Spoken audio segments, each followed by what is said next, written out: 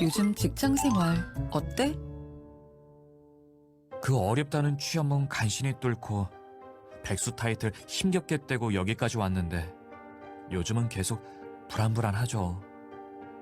하고 싶은 일을 하는 게 아니라 취업이 우선이다 보니 꿈은 저 멀리에 두고 만족도 없는 일만 반복하며 그냥 하루하루 버티는 거죠. 코로나19는 도대체 끝날 기미가 보이지 않고 아무리 눈치가 없는 직장인들도 회사가 어려운 줄은 금방 알죠. 지금 내가 하고 있는 일이 나 아니어도 누구든 할 수 있는 일이라는 생각이 드는 순간 이러다 회사 나가야 되는 거 아니야? 하는 생각이 문득 찾아오죠. 여자로 태어난 게 무슨 죄도 아니고 결혼하면 회사 그만둬라, 임신하면 회사 그만둬라. 우리 같은 작은 회사에서 육아휴직은 곧 육아퇴직이다. 드라마 속 남자 주인공은 언제나 대기업 임원이지만 현실에서는 불가능에 가까운 일이죠. 그래서 하늘의 별 따기를 하느니 지금의 삶을 즐기려는 사람들이 주변에 많이 늘었어요. 초등학교에서 대학원 석사까지 공부를 마치고 취업을 했더니 공부한 시간보다 더 짧은 시간 사회생활하다가 50세도 안 돼서 퇴직하는 거죠. TV에서는 인생 100세 시대라고 건강 챙기라고 하던데. 평생 직장이 사라진다. 할 일이 없어요. 정확히는 일자리가 사라졌어요. 일자리가 없으니 할 일이 사라진 세상이 된 거죠. 1995년 미래학자 제러미 리프킨은 노동의 종말이라는 책을 통해 예견했어요. 기술의 발전이 일과 일자리를 사라지게 만들 것이다. 아직은 먼 미래의 일이라 생각했는데 코로나19 이후 불쑥 우리 앞에 나타나고 말았죠. 이제는 익숙해진 언택트, 리모트 퍼스트, 스마트 팩토리, 그리고 4차 산업혁명. 단순한 작업에서 지식 노동까지 인공지능과 로봇은 땀 한 방울 흘리지 않고 인간의 일자리를 하나둘 가져가기 시작했어요. 전통적인 일자리, 순수한 노동은 파편화되고 언제든 대체 가능하고 기술의 발전이라는 큰 파도는 전문직도 언제든 대체될 수 있다는 두려움을 느끼게 하죠.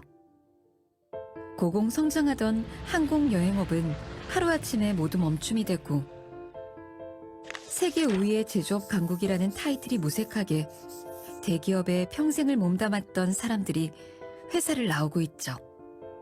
우리의 일자리는 그동안 얼마나 사라졌을까요? 앞으로 또 얼마나 사라지게 될까요? 코로나19의 늪을 벗어나면 사라진 일자리가 다시 회복될 수 있을까요? 우리에게 변화를 강요하는 4차 산업혁명과 코로나19. 인간의 두뇌가 인공지능으로 대체되고 모든 컨택트가 언택트로 강제 전환되고 이런 모습을 상상이나 했을까요?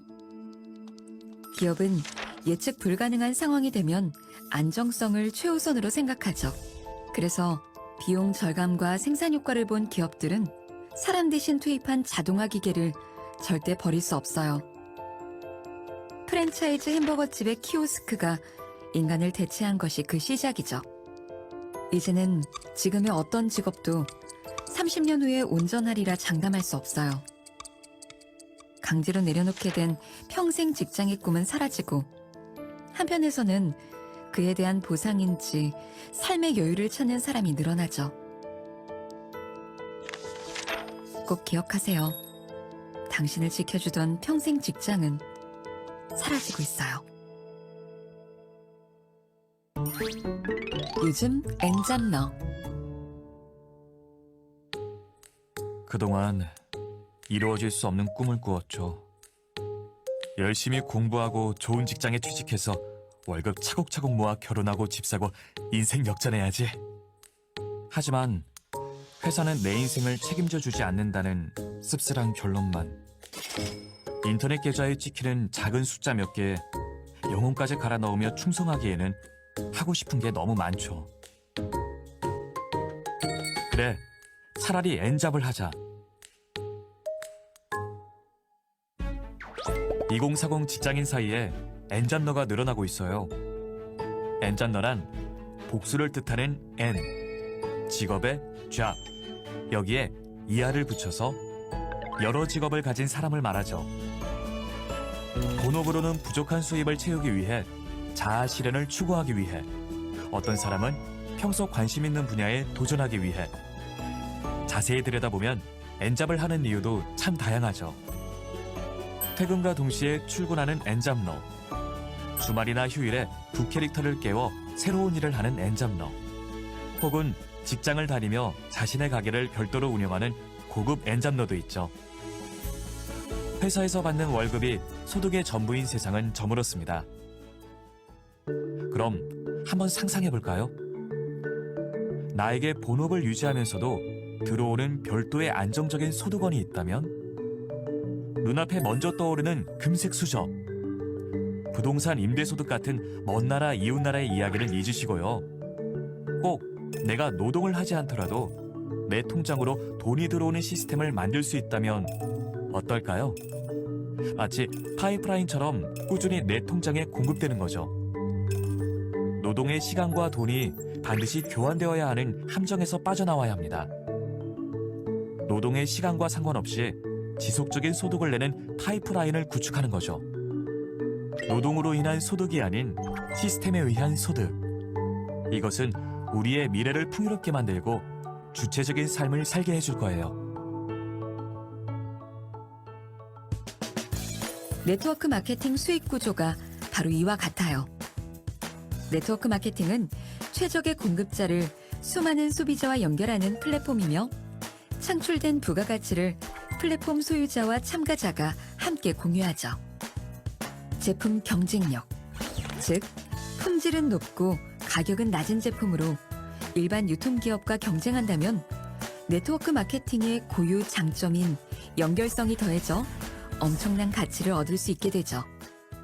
일반적으로 네트워크 마케팅 기업은 제품의 품질, 유통의 구조보다는 사람을 모으는 데만 신경을 쓰죠. 그래서 뭘 파는지는 중요하지 않아요. 제품의 품질과 가격, 시장 경쟁력은 뒤에 두고 오로지 사업자 회원을 늘리고 수당만 강조하죠. 가격 비교가 어려운 제품을 주력으로 하고 일반 유통 제품에 비해 비싼 가격을 책정하죠. 그래야만 수당을 높게 책정할 수 있으니까요. 그래서 당신이 샀던 그 자석료가 그렇게 비쌌던 거죠. 이런 기업들이 오래갈 수 있을까요? 아직도 수많은 네트워크 마케팅 기업이 사업자 회원을 중심으로 운영되다 사라지고 있어요. 그런데 애터미는 영리해요. 네트워크 마케팅의 개념이 탄생한 본질은 좋은 제품을 합리적인 가격으로 소비자에게 공급하는 유통, 이 가치를 지켜야만 지속 가능한 기업이 될 수 있다고 생각하고 이를 실천에 옮겼거든요. 애터미는 생필품을 판매해요. 그리고 그 생필품에 소비자들이 애터미의 회원으로 가입하죠.